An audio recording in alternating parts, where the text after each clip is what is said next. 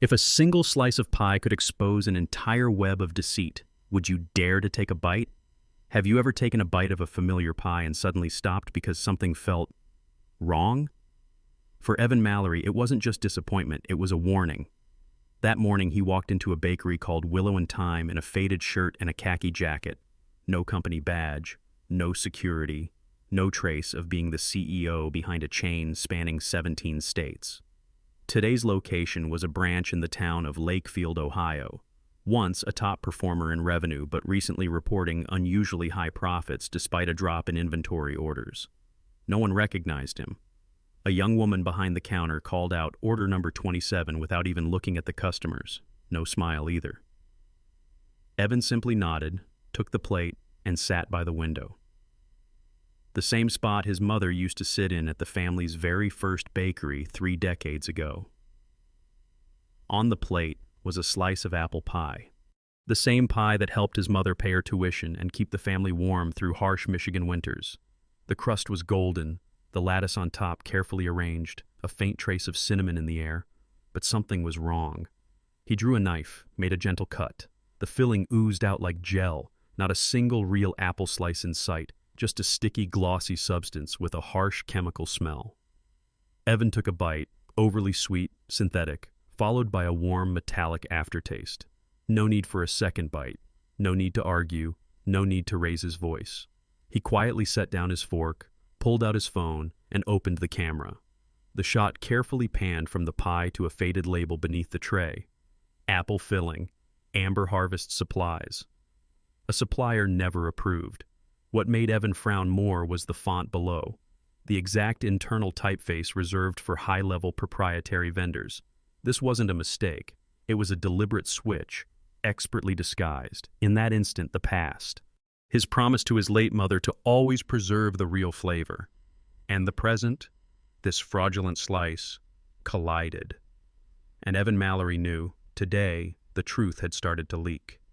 No one in the shop paid attention to the middle-aged man leaning close to his pie plate, photographing a faint line of slanted print.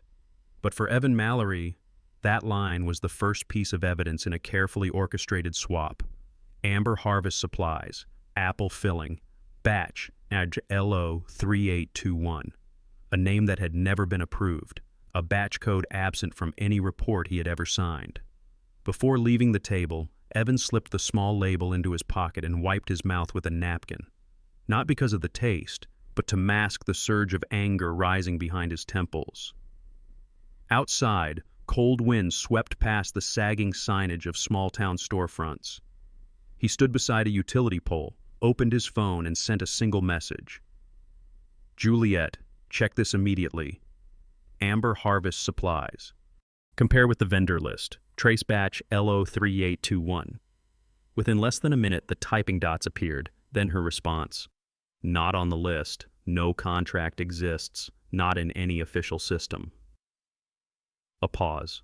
Then Juliet added, company website created only 6 months ago. IP registered in Arizona. Legal representative Connor Caldwell.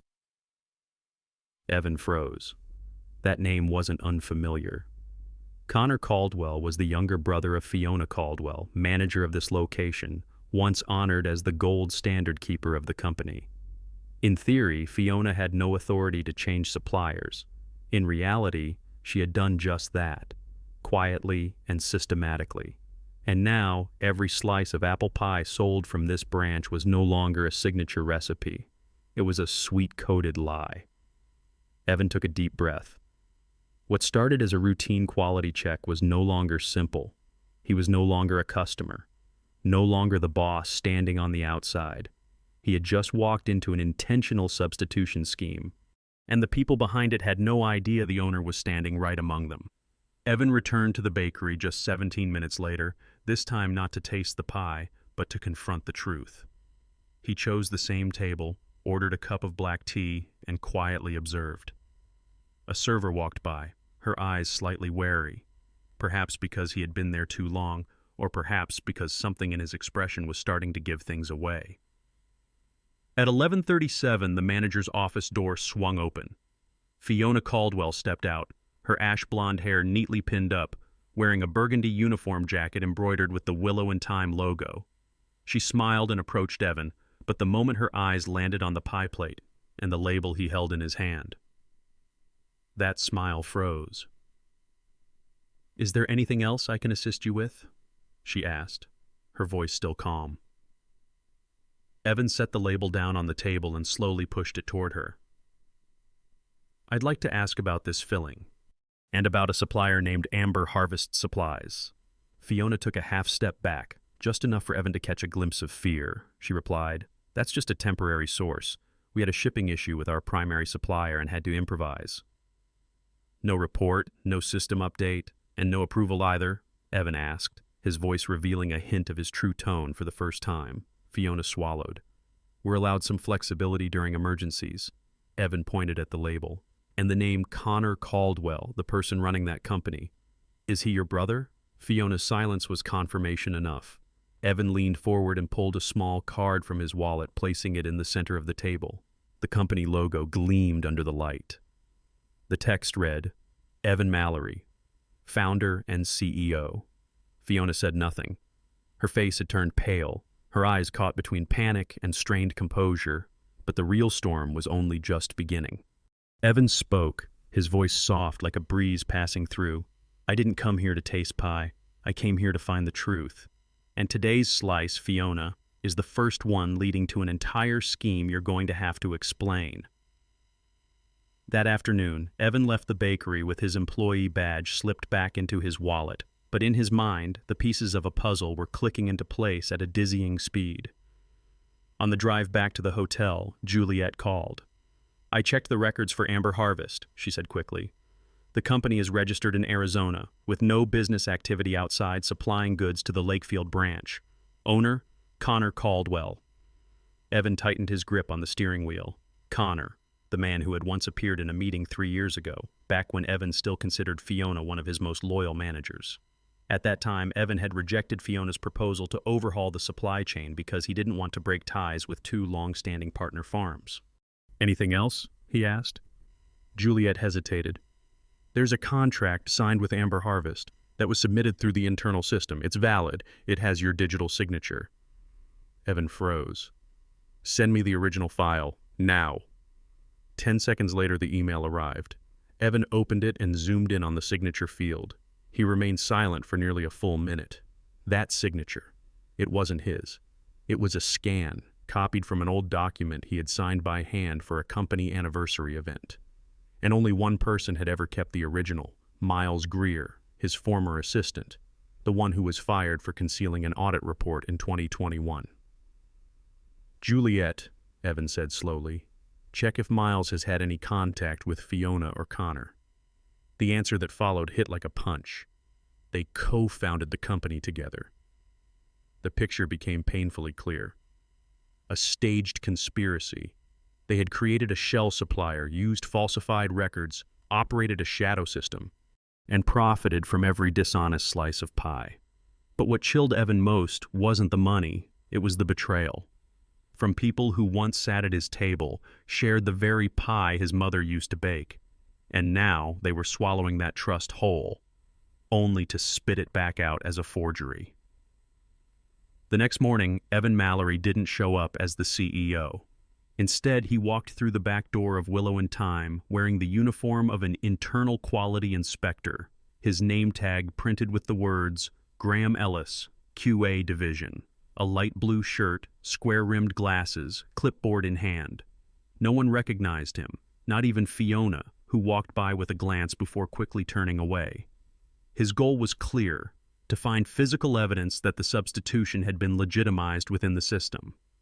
A young employee named Noah led him to a side office. "We store inventory records here, but most of it's digital now, just a few old paper files left." Evan nodded slightly and began scanning through each folder on the computer.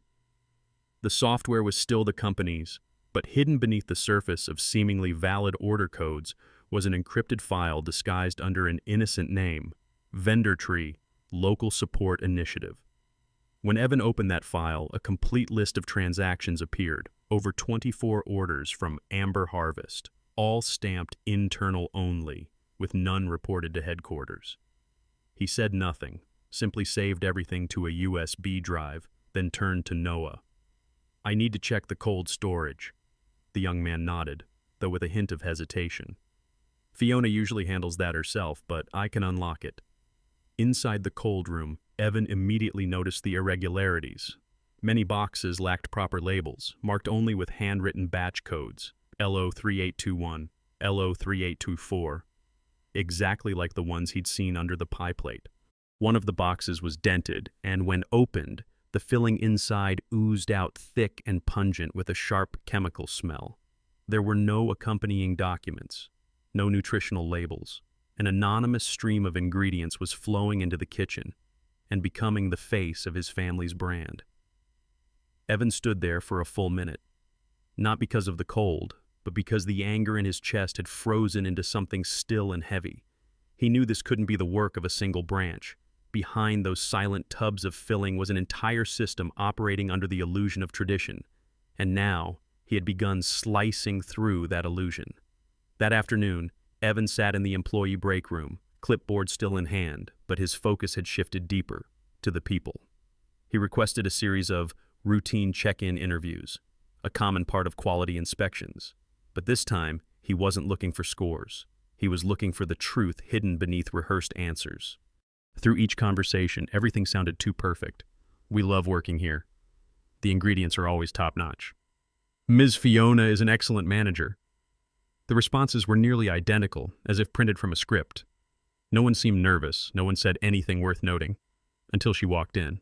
Lena, 19 years old, had transferred from another branch just 3 weeks ago. She sat timidly on the chair, apron still on, backpack half slung over her shoulder. When Evan asked, "How did you find the training here?" she hesitated. Then, in a soft voice, replied, "Different from what I learned before." Evan leaned in gently. "Different how?" She glanced around, then lowered her head. "We were asked to sign an internal commitment form. It's like an NDA, but strange. I'm not allowed to talk about ingredients, not allowed to post product photos, not allowed to mention suppliers, even to family." Her voice dropped.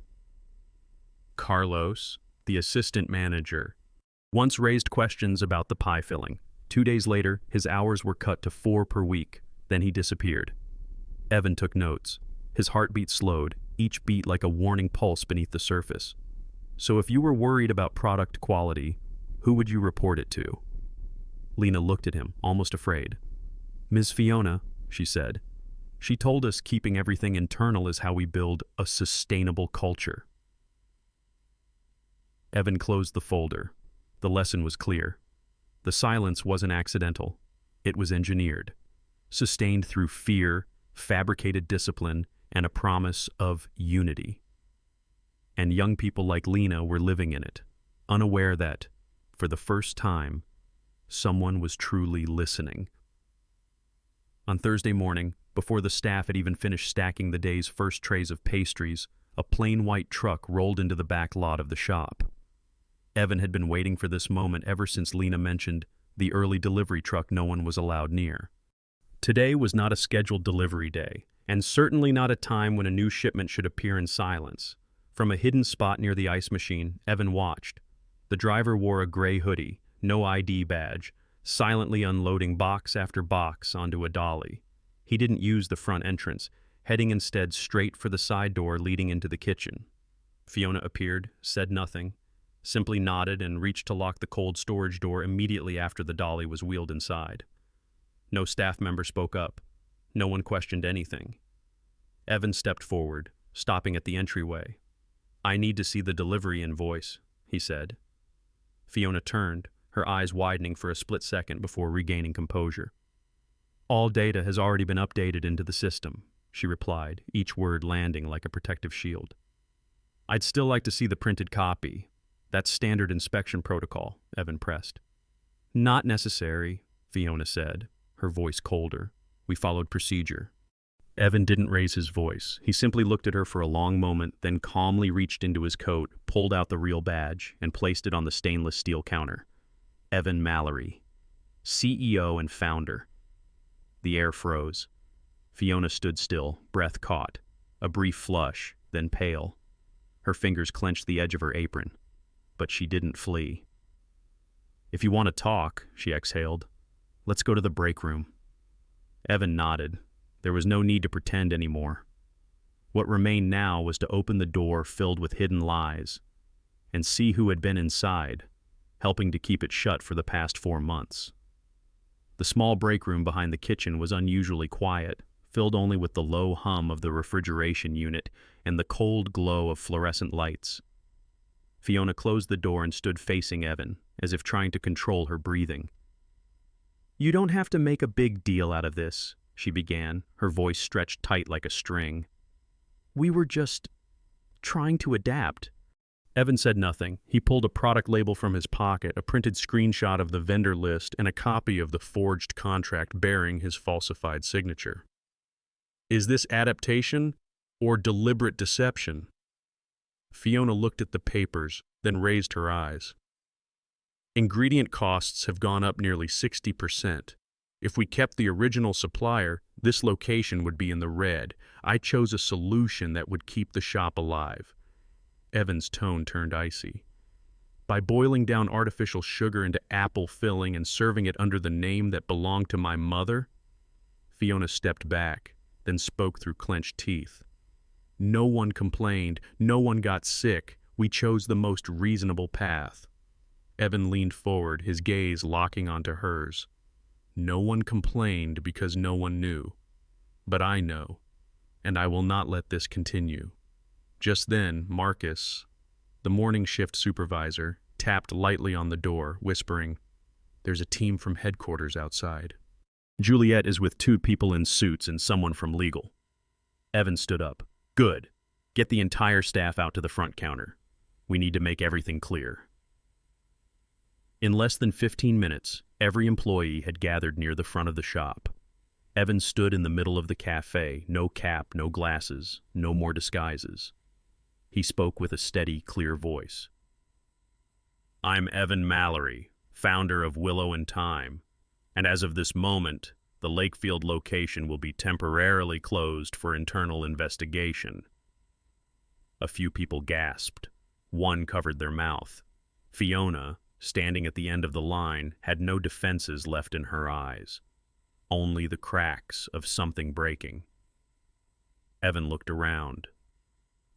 "Those who did the right thing will be protected. Those who knowingly took part will face consequences."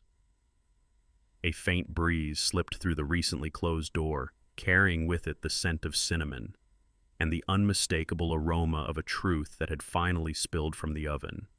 3 months after its closure, warm light once again filled the Willow and Thyme bakery in Lakefield. This time, there were no faded signs and no closed-off kitchen counters. The glass doors had been replaced, now wide open so that customers could see straight into the kitchen.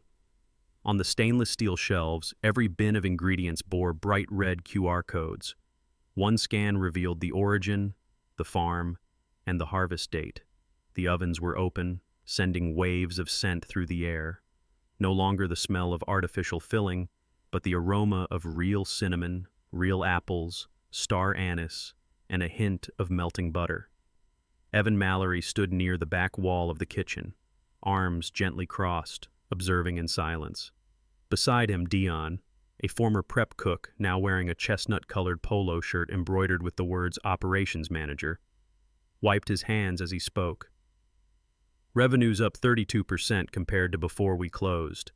The loyalty program helped bring back more than 80% of our old customers." Evan nodded, not looking at the figures, but at the expressions of those working around him. At the service counter, Lena, the once timid girl from the break room, was now guiding a group of school children through a behind-the-scenes kitchen tour. She pointed at bins of ingredients, explaining the difference between natural and synthetic thickeners. On her chest, a new name tag read, "Lena Torres, Assistant Manager." As the children gathered near the oven, one asked, "Why is this bakery so famous?" Evan stepped forward with a soft smile. "Because we don't just bake pies, we bake with honesty." He lifted a fresh slice, the light dancing across its lattice crust. "My mother used to say, If you use real ingredients and tell the truth, people will taste it from the very first bite. Laughter filled the room, the smell of pie drifted wide, and the eyes of the staff no longer held hesitation. Everything wasn't perfect. But for the first time in years, Evan felt that trust had returned. Not because of profit, but because this pie had nothing left to hide. Late that afternoon, as the final batch of pies was placed into the display case, Evan stood leaning against the bakery's front doorway, watching the sunset reflect off the newly painted sign, "Willow and Thyme, made with truth." In his hand was a tablet where Juliet had just sent the final investigation report. She approached and whispered, "The verdict's in, Fiona Caldwell. 6 years for commercial fraud and food safety violations. Connor, 8 years. The other managers implicated, each sentenced between 2 to 5 years. The court has ordered full restitution of all illicit profits." Evan nodded slowly, not out of satisfaction but out of relief, because justice, though delayed, had arrived. But more than anything, he thought about the elderly man who came in that morning trembling as he bit into a slice of pie and said, "This is it. This is the flavor. I knew I wasn't imagining it." He had been a loyal customer, one who stopped coming when he noticed the pie no longer tasted the same. Now he had returned, just to confirm that his memory had been right all along. After closing, Evan gathered the entire team. They stood in a circle around the kitchen, from Dion, Lena, to the newest recruits. No one spoke. They just listened. 6 months ago, Evan began, this store stood on the edge, not because of a lack of customers, but because someone forgot why we exist. He reached up and pulled a velvet cloth off a metal plaque mounted near the baking station. The words gleamed under the kitchen light. "The ingredient you cannot substitute is integrity." A round of applause broke out, not loud but firm. Evan looked around, nodding to each person in turn. As the team dispersed to clean up, he walked over to Lena. She was checking the schedule for next week's student visit. "Learn anything today?" he asked. She looked up and smiled softly. "That we're not just baking pies, we're keeping a promise." Evan nodded, stepping outside, taking one last look. The plaque, the light, the people smiling. In business, there are numbers that don't show up on any report. Trust, memory, honesty. You can fake revenue, you can hide misconduct, but you cannot fake kindness. And once the truth spills out, only those who held on to their integrity can rebuild from the ruins. It starts with a single slice, and a promise never to betray it again. In the food industry, where everything is wrapped in flavor, trust is the hardest ingredient to preserve. You can replace sugar with chemicals, you can mask mistakes with a polished exterior, but honesty, once distorted, leaves a lasting aftertaste, and it is bitter. The story of Evan Mallory is not just a lesson in professional ethics, but a reminder to every leader. Whatever happens behind the kitchen door will, sooner or later, come to light. If you believe that truth can never be replaced, hit like to spread this message, subscribe so you don't miss the next stories, and comment below the video with just 3 words, "Can't be faked," to let the world know that integrity, like a good pie, can never be shortcut.